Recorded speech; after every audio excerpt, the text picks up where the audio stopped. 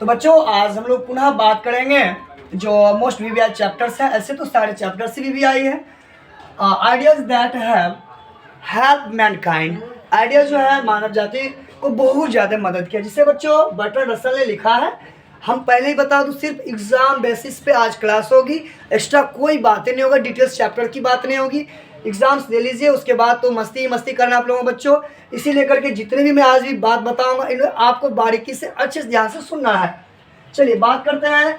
पहले मैं 4 चैप्टर्स के ऑब्जेक्टिव आज ही डील कर चुका हूँ। आज करेंगे 5th का 6, 7, 8, 9, 10 मतलब जो लास्ट में ए मैरिज प्रपोजल तक अभी चलने वाला इस वीडियो में क्लास।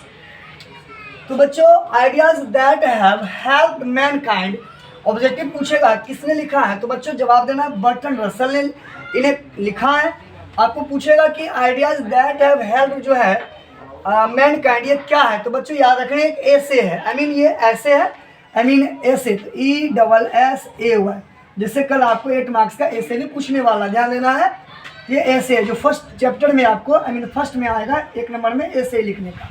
तो बच्चों ideas that have helped the Mankind जो है किसने लिखा, तो बर्ट्रैंड रसल ने लिखा।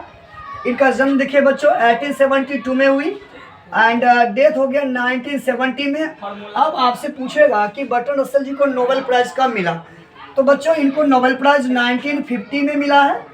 और यह एक हिस्टोरियन थे, मैथमेटिशियन थे एंड एडवोकेट थे और ब्रिटिश फिलोसफर थे। याद रखेंगे कहाँ के थे, तो ब्रिटिश के थे, ब्रिटिश फिलोसफर थे और प्रोलिफिक राइटर थे। चलिए इसे 1-2 और ऑब्जेक्टिव्स की बात कर लेते हैं। तो बच्चों ये कहते हैं कि 2 ऐसे ब्रॉड कैटेगरीज हैं, what were the 2 broad categories that have helped the mankind, किसने कौन सा ऐसा 2 ब्रॉड कैटेगरीज था जो मानव जाति को मदद किया था, तो बच्चों था नॉलेज एंड टेक्निक। वो क्या था बच्चों, नॉलेज एंड टेक्निक, याद रखेंगे आप लोग भी ध्यान देंगे बच्चों यहाँ। तो नॉलेज एंड टेक्निक ये 2 ब्रॉड कैटेगरीज था। चलिए आगे हम बात करते हैं और क्या बात है, जैसे कि आपसे पूछेगा कि डिड लैंग्वेज, क्या भाषा जो है हेल्प द मैनकाइंड, मतलब क्या मानव जाति को, बच्चों हम लोग लिखेंगे यस, हाँ लैंग्वेज जो है मानव जाति को मदद किया है। अगला क्वेश्चन पूछेगा कि आप हमारा जो थॉट्स है बच्चों, हमारे जो एटीट्यूड्स है सामने वाले के प्रति कैसा होता है, बच्चों आवर एटीट्यूड्स जैसे हम आदमी को सामने देखते हैं, जैसे एनिमल्स को सामने देखते हैं वैसा होता है। तो बच्चों आपको पूछेगा कि जो हमारे एंसेस्टर्स थे, जो पूर्वज थे, वो टेमिंग किए थे कौन सा एनिमल का, तो बच्चों इस चैप्टर में शीप एंड कॉ की बात हुई है, बस वही बात याद रखना, शीप एंड कॉ की बात। इस चैप्टर से कोई ज़्यादा खास बातें मैं नहीं करूँगा। तो बच्चों ideas that have helped Mankind को बर्ट्रैंड रसल ने लिखा। इसकी जन्म 1872 में हुई, ब्रिटिश फिलोसफर थे। 1970 में जन्म आई मीन डेथ हुआ और 1950 में नोबेल प्राइज़ मिला। तो नोबेल प्राइज़ किसके लिए मिलता है, तो याद रखना है लिटरेचर के लिए मिलता है, इनको ज़्यादातर को लिटरेचर के लिए मिला है। बस एक ही ऐसे आपको मैंने बताया था, मार्टिन लूथर किंग जूनियर एक ऐसे व्यक्ति जिनको जातीय भेदभाव का जब वो सिजरेशन किए थे उनके लिए मिला था, लेकिन इनको किसके लिए मिला है, तो नोबेल प्राइज़, तो बच्चों याद रखेंगे लिटरेचर के लिए। तो आपसे पूछेगा 2 ब्रॉड कैटेगरीज क्या है, तो वह नॉलेज एंड टेक्निक। मानव ने सबसे पहले किसको आई मीन ट्रेनिंग किया, कौन से जानवर को पालतू बनाए थे, वो कॉ एंड शीप था। बच्चों भाषा क्या थे, तो भाषा ने मानव को बहुत ज़्यादा हेल्प किया, जिससे मानव की जीवन आज देख ही लो कैसा है। चलिए हम बात करते हैं नेक्स्ट चैप्टर में, द आर्टिस्ट, बहुत ही इंपॉर्टेंट एंड बहुत इंटरेस्टिंग स्टोरी है बच्चों, याद करेंगे। हमने ये पढ़ रखा, आप पढ़ेंगे द आर्टिस्ट क्या है बच्चों, याद रखें द आर्टिस्ट एक स्टोरी है, एग्जाम में ये नहीं करना है, ऐसे में है। तो द आर्टिस्ट एक स्टोरी है जिसे बच्चों मतलब किसने इसे लिखा है, ये सीगा नोया। बच्चों सीगा नोया, मैंने ज़्यादा कुछ नहीं लिखा, बस इतना बताने के लिए लिखा है कौन कौन से चैप्टर मुझे पढ़ाना है। तो बच्चों द आर्टिस्ट सीगा नोया के द्वारा लिखा गया ये स्टोरी है। इनमें हम बात करेंगे, एक लड़का है सेवी नाम का बच्चा, उनके ऊपर कहानी है ये। तो बच्चों सीगा नोया पहले हम बात करें कहाँ के थे, तो बच्चों ये जापानीज राइटर थे। कहाँ के थे, तो जापानीज राइटर थे। जन्म कब लिए, तो 1883 में जन्म लिए और 1971 में बच्चों इनकी डेथ हो गई, मृत्यु हो गई। बच्चे से कोई प्राइज़ वगैरह कुछ नहीं मिला, सिर्फ ये जापानी राइटर थे और वहाँ के लोगों के बारे में लिखते थे। हम अगर बात करेंगे बच्चों इस स्टोरी में क्या खास बात है, बच्चों यहाँ पे एक लड़का है जिसका नाम रहता है सेवी, जो 12 ईयर्स का, याद रखना ऑब्जेक्टिव क्लियर हो गया, 12 ईयर्स का था। हार्वर्ड टाउन, जापान के हार्वर्ड टाउन में रहता था और प्राइमरी स्कूल में स्टडी करता था ये। तो बच्चों इनके ऊपर कहानी यह है कि लड़का बार बार ग्वाड कलेक्टिंग, आई मीन जैसे ग्वाड को कलेक्टिंग करना, पढ़ने जाना, पढ़ के आने के बाद ग्वाड कलेक्टिंग, मतलब बार बार वो ग्वाड कलेक्टिंग के पीछे पड़ा रहता था। तो बच्चों सिर्फ मैं आज इसके चैप्टर के ऑब्जेक्टिव की बात करता हूँ। तो the artist is return by Shiga Naoya. The artist is a story. Shiga Naoya was born on 1883, died in 1971. He was a Japanese writer. He wants to describe about the talent of a boy named Sebi. अगर सेवी कई लोग पढ़ देते हैं बच्चों, लेकिन सेवी पढ़ते हैं। तो एक जापानीज बॉय का टैलेंट को दिखाना चाहते हैं सेवी का। चलिए आगे बात करते हैं। सेवी was living in कहाँ रहा था बच्चों? इन हर्बर्टन। ही was at that school। बच्चों ये थे इन प्राइमरी स्कूल में, 12 वर्ष का था। सेवी वॉज इंटरेस्टेड किसमें था? तो गॉड कलेक्टिंग। बच्चों किसमें इंटरेस्टेड था? तो गॉड कलेक्टिंग में इंटरेस्टेड था। गॉड को कलेक्ट करना उसका पैसा, आई मीन कह सकते हो आदत सा बन गया, पैसा नहीं कह सकते, आदत था। तो बच्चों क्वेश्चन आएगा व्हाट मेड दी, देखिए मैं सजेशन में भी दे रखा है, what made the savvy's heart beat faster. क्या था जो सेवी के हार्ट को, आई मीन दिल को हार्ट कहते, कई लोग हार्ट बोलते हैं, दैट इज रॉन्ग बच्चों। हार्ट क्या था जो सेविज के हार्ट बीट को बढ़ा रखा था? वो था 5 इंचेज लॉन्ग वार्ड। बच्चों का क्या था? 5 inches long ward. 5 inches long ward था जो सेवी के हार्ट के, आई मीन दिल की धड़कन को बढ़ा रखा था। चलिए आगे बात करते हैं बच्चों इस चैप्टर से। सेविज के हार्ट बीट कौन बढ़ा रखा था? तो 5 इंचेज लॉन्ग वार्ड। बच्चों अगला क्वेश्चन होगा हु कन्फिस्केटेड। कन्फिस्केटेड करता था जब्त करना। कौन जो है सेविज के 5 इंचेज जो लॉन्ग वार्ड था, किसने इसको जब्त कर रखा? तो बच्चों वो होगा हिज इथिक्स टीचर। इसके इथिक्स टीचर जो है, जो कि जापान के किसी पार्ट से, आई मीन कोने हिस्से से आए थे, जो इसको जब्त कर रखा था। तो बच्चों एक दिन की बात है, इनके पिता टीचर्स के कंप्लेंट के शिकायत के बाद इनके सारे गार्ड्स को, आई मीन चकनाचूर कर देते, नष्ट कर देते हैं। और अंत में बच्चों जो लड़का था सेवी, ये जो है पेंटिंग बनाने लग जाता है, पेंटिंग बनाने का काम करने लगता है। लेकिन इससे भी इसके पिता जो खुश नहीं रहते हैं। तो बच्चों आगे हम बात करेंगे कि ये लड़का 5 इंचेज लॉन्ग वार्ड्स कितने में खरीदा था? बच्चों याद रखना 10, ध्यान देंगे 10 जो है सेन या ऐसे एन आप देख लेंगे, 10 एन में ये वार्ड को खरीदा था। और उसी वार्ड को जो कुरियो डीलर्स थे वो जो है 50 एन में बेचता है। और लास्ट में उसको जिसको वो बेचा था पोर्टर कुरियो डीलर्स, फिर उसको 600 में, आई मीन 600 एन में बेचता है। तो आगे हम बात करेंगे बच्चों नेक्स्ट चैप्टर की ओर। अब सिर्फ वीडियो देखना, थोड़ा कन्फ्यूजन अगर जाओ तो बुक निकाल के फट से देख लेना, इसमें कोई डाउट्स नहीं बच्चों, क्योंकि मेरी वीडियो में कोई कट नहीं करने वाला, सिर्फ क्लास चलेगी, वो भी एकदम धारा पड़वा। तो ध्यान देंगे a child is born. A child, बच्चों यहाँ इज लगेगा, ध्यान देंगे अ चाइल्ड इज बोर्न।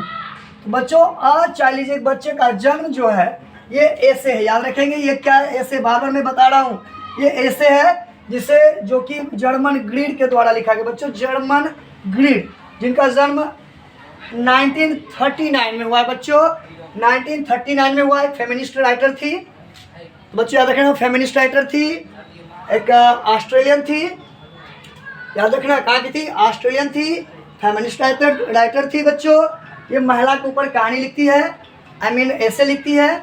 बच्चों अ चाइल्ड इज बोर्न बहुत ही कह सकते हो अच्छा, आई मीन बच्चों के ऊपर कहानी बताया जाता है कि एक बच्चे का किस तरह से रख रखाव की जाती है, एक बच्चे का क्या वैल्यू होता है समाज में, उनके ऊपर यहाँ पे बात की जा रही है। तो बच्चों आपसे पूछेगा child is born is written by, answer देना जर्मन ग्रीड। कब जन्म लिए? तो 1939 में जन्म लिए। अब तक डेथ नहीं हुआ, मैं इसको कई बार सर्च करके देख रखा है, अब तक डेथ नहीं हुई है। बच्चों इन्हें कोई प्राइज़ वगैरह नहीं मिला है, ध्यान देना है जर्मन ग्रीड को। हम आगे बात करेंगे कि जर्मन ग्रीड जो फेमिनिस्ट थे, महिला के ऊपर लिखी है, यहाँ पर बताती है कि एक बच्चे के परिवार में जन्म लेने से क्या वैल्यूज़ होती है। बच्चों हम सब जानते हैं जब कोई बच्चा जन्म लेता है तो कोई, आप लोग देखते होंगे तब उतना लोग को मालूम नहीं चलता है बच्चे के जन्म के बाद, जन्म पर जब वही बच्चे का हम बर्थडे मनाते हैं, पूरे फैमिली को, पूरे गांव वाले को, हर किसी को, आई मीन हम ये उत्सव में शामिल करते, मस्ती करते। लेकिन यहाँ पे जर्मन ग्रीड बांग्लादेश की एक स्टोरीज के बारे में बता रही है और उस वोमेन के बारे में बता रही है जो महिला प्रेग्नेंट रहती है और वो लास्ट 3 मंथ जब वो बच्चों याद रखेंगे अपने मायके चली जाती है रहने के लिए, जहाँ पर उनका अच्छे से रख रखाव हो सके। चलिए हम तो बात करते हैं आपसे ऑब्जेक्टिव पूछेगा कि after a birth of child who became very happy. बच्चों, बच्चे के जन्म के बाद बहुत ज़्यादा कौन खुश हो जाते हैं? यहाँ पर होगा फादर। अगला क्वेश्चन होगा व्हेन वोमेन बिकम प्रेग्नेंट, जब कोई महिला प्रेग्नेंट होती है, in that time who help her too much, कौन उन्हें बहुत ज़्यादा मदद करता है? तो बच्चों आंसर होगा हर हस्बैंड। यहाँ पर उनकी हस्बैंड उन्हें बहुत ज़्यादा मदद करता है। अगला क्वेश्चन की अगर बात किया जाए बच्चों, तो आपको पूछ दिया जाएगा कि who is the very close to the women, उस वोमेन का सबसे ज़्यादा क्लोज कौन होता है एक्सेप्ट हर हस्बैंड, उसके हस्बैंड को छोड़ करके? तो बच्चों यहाँ होगा brother in law. Brother in law का मतलब होता है जैसे कि आप देवर बोल सकते हो यहाँ पे इस चैप्टर में, वो होते हैं। अगला क्वेश्चन होगा इन बांग्लादेश, बांग्लादेश में बच्चे की देख रेख कैसे की जाती है? ध्यान देना है। How does the children look, how does the child look after in Bangladesh? बच्चों आंसर होगा with the help of whole family, संपूर्ण परिवार की मदद से। अगला क्वेश्चन होगा a pregnant women likes to go to the dash house, यहाँ होगा हर मदर हाउस। बच्चों हर मदर्स हाउस अपनी माँ के घर जाती है। तो देखिएगा यहाँ बताया जाता है कि आफ्टर दी 7 डेज के बाद एक पार्टी रखी जाती है। उस पार्टी में महिलाएं लोग रात भर उत्सव मनाती है, गाना गाती है, मस्ती करते, पुरुष लोग आते हैं, सिर्फ बस भोजन करिए और जाइए। बच्चों यहाँ पे ये सब बातें हैं और थोड़ा समझना है। मेन क्वेश्चंस जो था मैंने बताया यहाँ पे। नेक्स्ट चैप्टर आते हैं how free is the press. बच्चों ये भी ऐसे है, याद रखना how free is the press में कैसे है। यहाँ पे प्रेस के ऊपर बात की है। How free is the press को बाय डॉर्थी एल सेट्स में लिखिए बच्चों। तो डॉर्थी एल सेट्स ध्यान देंगे क्या लिखी है, तो हाउ फ्री द प्रेस लिखी है। बच्चों इनका जन्म 1893 में हुई, 1957 में इनका डेथ हुआ। बच्चों ये पहली महिला बनी थी, ऑब्जेक्टिव में याद रखेंगे, पहली महिला बनी थी जो ऑक्सफोर्ड यूनिवर्सिटी से ग्रेजुएट हुई थी। तो बच्चों डॉर्थी एल सेट्स पहली महिला थी जो कि ऑक्सफोर्ड यूनिवर्सिटी से ग्रेजुएट हुई थी। तो कब हुई थी बच्चों? तो ये था 1915 में, 1915 में। बच्चों 1915 में, 1915 में देखिएगा पहली महिला बनी थी जो कि ये ध्यान देना बच्चों ग्रेजुएट हुई थी। कहाँ से? बच्चों हम बात कर रहे थे कि 15 में डॉर्थी एल सेट्स को क्या मिला बच्चों? कुछ मिला नहीं बच्चों, ये जो है ग्रेजुएट हुई थी। कहाँ से? ऑक्सफोर्ड यूनिवर्सिटी से। आगे बात करेंगे कि इससे क्या है, what is the value of press, press की क्या वैल्यू होती है एक समाज में, एक सोसाइटी में। तो बच्चों आज हम कह सकते हैं, आपको पूछेगा who is the friend of people. तो बच्चों press is the friend of people, ये फ्रेंड होते हैं पीपल का, लोगों का फ्रेंड होता है। बच्चों अगला क्वेश्चन पूछेगा हु इज द स्टेट। बच्चों state is the servant and people are the owner of this country. बच्चों आप सब, हम लोग आज भूल रहे हैं कि हम सब मालिक हैं और जो हमारे गवर्नमेंट है, जो नेता है, सब हमारे सर्वेंट हैं। लेकिन आज हम लोग उल्टा काम करते हैं। यहाँ पर प्रेस के बारे में बताया जाता है कि प्रेस की क्या वैल्यू होती है, क्या हेडलाइंस होती है। तो चलिए बच्चों इससे बात करते हैं। हाउ फ्री द प्रेस जो है चैप्टर है, ये डॉर्थी एल सेट्स ने लिखी है। ये एक ऐसे है, इनका जन्म 1893 में हुई, मृत्यु 1957 में हुआ। 1915 में ये ग्रेजुएट होने वाली पहला महिला बनी ऑक्सफोर्ड यूनिवर्सिटी से। और state is the servant and the people are the owner of this state. ये याद रखना इतना पॉइंट्स। और थोड़ा बहुत आप इस चैप्टर के जिम्नीज को देख लेंगे किस इसने क्या क्या लिखा है। अगला क्वेश्चन से बच्चों द अर्थ जो स्टोरीज है, याद रखना STORY। बच्चों द अर्थ क्या है, बहुत इंटरेस्टिंग स्टोरी है जिसे एच.ई. बिट्स ने लिखा है। बच्चों एच.ई. बिट्स जो कि इंग्लैंड के रहते हैं, इनका जन्म 1905 में इसका जन्म हुआ। 1974 में इनकी देहांत हुई। इसको कोई भी नोबेल प्राइज नहीं मिला बच्चों, लेकिन 21 वर्ष के एज में इन्होंने अपना पहला नोवेल को पब्लिश किया था। नोबेल प्राइज तो कुछ नहीं मिला, लेकिन उन्होंने अपना पहला नोवेल को उपन्यास को पब्लिश किया था। कब किया था? तो जब 21 वर्ष के थे तब। ध्यान देना है बच्चों। ये भी बहुत ही इंटरेस्टिंग स्टोरीज है। अगर डीपली जाएंगे तो 1-2 घंटा क्लास चल जाएगी, लेकिन मैं सिर्फ चैप्टर की बात करूँगा, ऑब्जेक्टिव की बात करूँगा। यहाँ पर इस द अर्थ में हम आपको बता दूँ 3 नाम याद रखना। जॉनसन, एक उनका बेटा जिसका नाम होता है बच्चों याद रखेंगे बेंजे, और बेंजे की वाइफ फ्लोरेंस। 3 के ऊपर बात चलेगी और इसमें एक जमींदार आते हैं, सैंडर्स की भी बात होगी। बस 5 मिनट्स इस क्लास इस मतलब चैप्टर पे मैं लूँगा। तो बच्चों द ऑथर जो है एच ई बेट्स के द्वारा लिखा गया, इंग्लैंड के थे, जन्म 1905 में, डेथ 1974 में। आपसे पूछेगा who is the Johnson, who was the Johnson? बच्चों होगा जॉनसन वाज ए फार्मर और टेनेंट फार्मर। क्या थे? एक टेनेंट फार्मर थे, किसान थे। जो टेनेंट का क्या होता है? किराए पे जमीन लिए थे। तो अब किससे जमीन किराए पे लिए थे? तो वो था सेंडर्स से। बच्चों इनका जो बेटा था बेंजे बहुत ही मंद बुद्धि था, सिंपल माइंडेड पर्सन था। तो बच्चों जब बेंजे 14 वर्ष का होता है तो बेंजे अपने स्कूल को छोड़ देता है। लेकिन इससे हम पहले बात करेंगे, आपसे पूछेगा कि बेंजे के जो पिता थे जॉनसन, इनके पास क्या था? तो 4 एकड़ जमीन थी, वो भी भाड़े का, एक मेयर, वो भी ब्राउन मेयर घोड़ी, एक कार्ट, एक गाड़ी था और एक प्लाव था, हल, जिससे वो हल चलाते थे। तो बच्चों आगे बात करते हैं, इसका बेटा क्या था? सिंपल माइंडेड था, जो कि जॉनसन अपने बेटे बेंजे को डॉक्टर के यहाँ ले जाता है। डॉक्टर के सलाह पे उसे 10 से 12, याद रखें 10 से 12 हैंस उनको दिए थे पालने के लिए, और जिसके बाद वो इसमें इंटरेस्टिंग ले लेता है। आपसे क्वेश्चन पूछेगा Johnson gave the Benjy how many hens at the first time? 10 और 12 होगा। आपसे पूछेगा Benjy left the school, school कब छोड़ दिया? बच्चों एट द एज ऑफ 14, 14 वर्ष के एज में ये स्कूल को छोड़ देता है। बच्चों अब है इससे सिंपल क्वेश्चन, देखिए ज़्यादा स्टोरी में जाएंगे तो बहुत ही लंबा चला जाएगा वीडियो। बच्चों अब जो है बेंजे क्या करता था? तो अंडे को समझने लगा, अंडे की व्यापार को, और वो क्या कर अंडे को चुरा के बेचने लगता था। और वो क्या कर रहा था? अंडे को जो रुपया होता था अंडे बेच करके उसको सेविंग कर रहा था। कहाँ पे? बेसिन में डालता था। तो माँ बोली क्या बेटा ऐसा मत करो, तुम्हारा रुपया जो है ना हम सेव कर देते अकाउंट में, जब तुम 21 वर्ष का हो जाएगा नहीं तुम्हें दे दूंगा।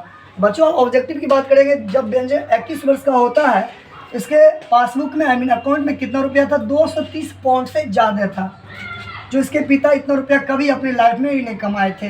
लेकिन आशा था कि बेटा मुझे देगा लौटा के, लेकिन नहीं देता। तभी पापा सोचा, इनके जो पिता थे जॉनसन सोचा कि आज मेरा बेटा सिंपल माइंडेड ही है। उससे पूछा जमीन ये पैसा का क्या करेगा? लड़का बोला जमीन खरीदेंगे। बच्चों इससे पिताजी को खुशी मिली। पूछा कौन सा ज़मीन? तो बता दिया वही ज़मीन जिस पे आप 40 वर्षों से रहते आ रहे हो। तो बच्चों वो ज़मीन को बेंजे खरीद भी लेता अंत में, और बेंजे को एक सर्वेंट की ज़रूरत पड़ता है। तो सर्वेंट कौन थी? तो याद रखेंगे फ्लोरेंस, जो बहुत ही हेल्दी टाइप की थी। यहाँ पे हम उसके चरित्र चित्रण नहीं करने जा रहा हूँ किस तरह दिखती थी, बस ऐसा थी कि उसके लिए परफेक्ट था बेंजे के लिए। और बेंजे उनसे शादी करता है एट द एज ऑफ 40, जब बेंजे 40 वर्ष का हो जाता है। तो बेंजे उसी रूम में रहता है जिस रूम में उनके माँ बाप रह रहे थे, एट इज फादर्स रूम। बच्चों लेकिन अंत में बच्चा क्या किया? अपने माँ बाप को फुटपाथ पे जाके छोड़ देता है, लेकिन जो कि बहुत ही गलत किया। किसने? तो बेंजे ने, अपने पिता जॉनसन और अपनी माँ के साथ। बच्चों इस चैप्टर से ऑब्जेक्टिव कई बार मैं आपको थोड़ा रिकॉल करा दूँ। The is return by H E bits का जन्म 1905 में, डेथ 1974 में। ये इंग्लैंड के थे। इसमें बच्चों हुआ Johnson was a tenant farmer, हुआ Benjy was the simple minded person. Benjy married to Sanders, sorry guys, Benjy married to Florence. अगला क्वेश्चन होगा Benjy bought the land from Sanders, ये सेंडर्स से होगा। चलिए इसमें बात करेंगे कितने वर्ष के एज में शादी किया? At the age of 40। बेंजे जब 21 वर्ष का हुआ था कितना रुपया था इसके पासबुक में? बच्चों वो था 230 से भी ज़्यादा पाउंड था यहाँ पे। चलिए आगे बात करते हैं India through the travellers eyes, इसको पर्लस बक ने लिखी है बच्चों। तो India through a travellers eyes बच्चों देखिए, आज मैं आपके वीडियो बनाने चक्कर में मेरी ट्रेन छूट गई है, लेकिन तभी मैं सोचा करके ही जाऊँगा। बच्चों के सेंटर पे आना मुझे, खगड़िया अभी तुरंत। तो इंडिया थ्रू ट्रेवलर्स आइज जो है इसे किसने लिखा है?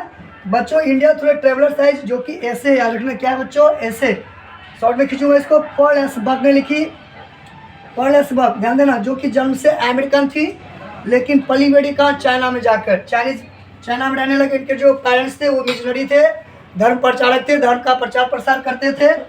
तो यहाँ पे ये क्यों लिखा गया? इंडिया थ्रू आ ट्रेवलर्स आइज। बच्चों इंडिया ट्रेवलर्स की नज़रों में कैसा है? ध्यान देना है। तो वो कहती है इंडिया बहुत ही ब्यूटीफुल कंट्री, सुंदर कंट्री है, जो कि मेरे जीवन का बैकग्राउंड रहा है, उनके जीवन का पृष्ठभूमि रहा है। इंडिया को अपना बिलव्ड मानती है। और इंडियन फैमिली एक डॉक्टर थे, इंडियन फैमिली एक डॉक्टर थे। तो बच्चों फिर से मैं रिपीट कर दूं चैप्टर को, India through a traveller size को पर्लेस बक ने लिखी है। ये क्या ऐसे है। पर्लेस बक का जन्म 1892 में हुई। बच्चों इनकी मृत्यु 1973 में हुआ है। याद रखें इन्हें नोबेल प्राइज़ मिला है। तो नोबेल कब मिला? तो 1938 में। बच्चों 1938 में पर्लेस बक को नोबेल प्राइज़ मिला है। इंडिया को अपना बैकग्राउंड मानती है। बच्चों इंडिया ये इसलिए नहीं आई थी कि इंडिया में ताजमहल देखना था, लाल किला देखना था, यहाँ पे और आकर के जो हिस्टोरिकल प्लेस थे, ऐसा नहीं था। ये इंडिया इसलिए आना चाहती थी, यहाँ आकर के यह देखना चाहती थी इंडिया का क्या कंडीशन है, यहाँ के लोग कैसे रह रहे हैं। इंडिया आकर के ये जाने कि इंडिया में 2 ग्रुप्स रहते थे, गांव में एक, शहर में। बच्चों शहर वाले लोग डिग्रियां लेकर के बौख रहा था, घूम रहा था, जिससे एक भी जॉब नहीं मिल रहा था। लेकिन गांव के लोग अपने काम करके, खेती बाड़ी करके बच्चों हैप्पी थे। लेकिन वो बार बार सोच रहा था कि देश कैसे आज़ाद हो, इसके ऊपर सोच रही थी। इससे जो कि बहुत ज़्यादा पसंद हुआ, अच्छा लगी किनको? पर्लेस बक को सारी बातें। तो बच्चों हम बात यहाँ पे करेंगे कि ये क्या दिखाना चाहती है पर्लेस बक। तो बच्चों यहाँ पे यह दिखाना चाहती है पर्लेस बक कि इंडिया एक ऐसा कंट्री है जो आज भी वहाँ के लोगों के जीवन में बच्चों सिविलाइजेशन प्रेजेंट है। ये क्वेश्चन इससे पूछता है, बच्चा पूछ जाता है इंडियन सिविलाइजेशन कल्चर से, ऐसी गलत है। तो पर्लेस बक कहती है कि आज भी इंडिया के लोगों के जीवन में वहाँ की सभ्यता जिंदा है, उनके अंदर बचा हुआ है, और हमें कुछ सीखना चाहिए इंडिया वालों से, ऐसा पर्लेस बक बताती है। और बहुत ही कंट्री की प्रशंसा करती है और अपने जीवन का बिलव्ड माना, बैकग्राउंड मानी है। तो चलिए हम ज़्यादा इस पर चर्चा नहीं करेंगे। थोड़ा सा बच्चों I am getting late, so guys I am going to last the video on marriage proposal. This is a drama. याद रखना बच्चों ये 1 एक्ट ड्रामा है। एग्जाम पूछता है कि मैरिज प्रपोजल ये डैश एक्ट ड्रामा। बच्चों 1 एक्ट ड्रामा है। ए marriage proposal is 1 act drama. This is A return में बच्चों एंथन चेखव। बच्चों जन्म कब लिया? 1860 में, डेथ 1904 में इनकी मृत्यु हुई। बच्चों इस ड्रामा में 3 एक्टर्स रहते हैं। बच्चों इस ड्रामा में कितने एक्टर्स रहते हैं? तो 3 एक्टर्स रहते हैं, याद रखना है। जिसमें कि एक एक्टर्स, बच्चों 3 एक्टर्स याद रखिएगा। ए मैरिज प्रपोजल में कितने एक्टर्स रहते हैं बच्चों? तो 3 एक्टर्स रहते हैं। एक का नाम रहता है चुबुको, जो कि वहाँ के लैंड ओनर रहते हैं। एक का नाम होता है बच्चों नतालिया, जो कि चुबुको की डॉटर रहती है, जो कि बहुत ही पीस ऑफ लविंग कह सकते हैं, बहुत ही प्यारी सी लड़की रहती है। और एक उनका पड़ोसी रहता है, यहाँ ध्यान देना, उनका जो पड़ोसी था चुबुको का, वो थे लोमोव। बच्चों वो कौन थे? लोमोव थे। इसमें 3 कैरेक्टर्स हैं, चुबुको, उनकी डॉटर नतालिया और पड़ोसी लोमोव। तो बच्चों चुबुकोव जो थे लैंड ओनर थे, कह सकते हो बूढ़ा टाइप के व्यक्ति थे। लेकिन उसका फ्रेंड कौन था? तो वो थे लोमोव। तो लोमोव कौन था बच्चों? एक हेल्दी एंड वेल्दी मैन थे, और वो हाइपोड्रामिक किस्म के थे, झूठा जो है ढोंग रचने वाला।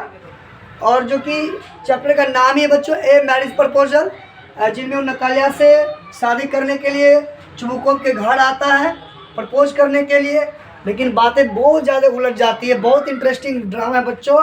एग्ज़ाम में बस हमें ये नहीं पूछेगा कितना इंटरेस्टिंग था, बस ये ऑब्जेक्टिव पूछेगी, इसलिए ऑब्जेक्टिव की बात करेंगे। A marriage proposal is return by, बच्चों याद रखेंगे, एंथन चेखव ने लिखा है। एंथन चेखव कहाँ के थे? तो बच्चों याद रखना ये रशियन थे, रूस के थे, ये रशियन थे। आगे क्वेश्चन पूछेगा इनमें कितने एक्टर्स हैं? 3 एक्टर्स हैं। ये 1 एक्ट ड्रामा है। नतालियाज डॉग का क्या नाम था बच्चों? तो लीव था, याद रखेंगे। लोमोव के डॉग का क्या नाम था? तो वो था बच्चों गैसेस। और किसके ऊपर बातें होती है? तो ऑक्समिडो के लेकर के बात होता है।